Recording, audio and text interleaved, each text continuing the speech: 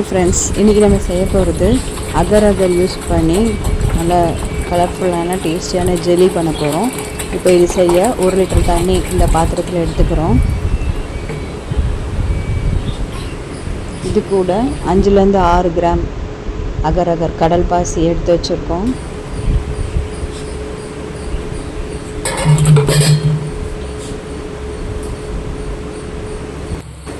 தண்ணி கொதிக்கிற ஸ்டேஜ் வந்ததும் இப்போ இந்த அகர் அகரை இதில் சேர்த்துக்கிறோம். இது நல்லா இந்த அகர் அகர் கரைஞ்சி வரட்டும். பாருங்கள்,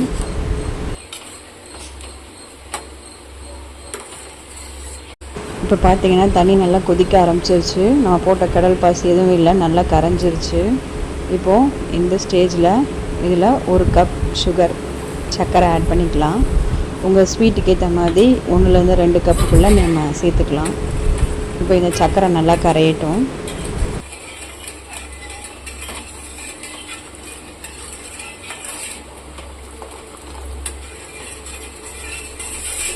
பாருங்கள், இப்போ சர்க்கரை நல்லா கரைஞ்சிருச்சு.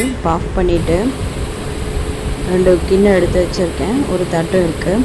இதில் ரோஸ் மில்க் எசன்ஸ் கொஞ்சமாக சேர்த்துக்கிறேன். இன்னொரு இதில் எல்லோ ஃபுட் கலர் எடுத்திருக்கேன். இப்போது இதில் அந்த சர்க்கரை அகர் அகர் வாட்டர் இதில் வந்து ஆட் பண்ணிக்கலாம்.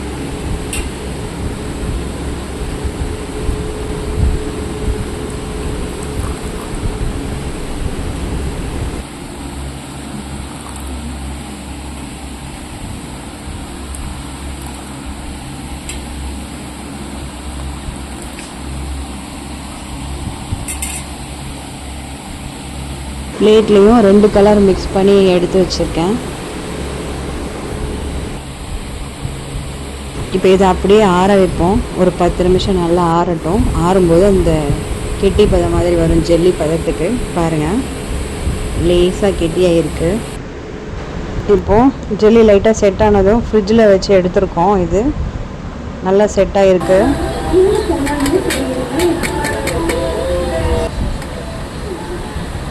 ஜெல்லி நல்லா அழகாக வந்திருக்கு பாருங்கள்.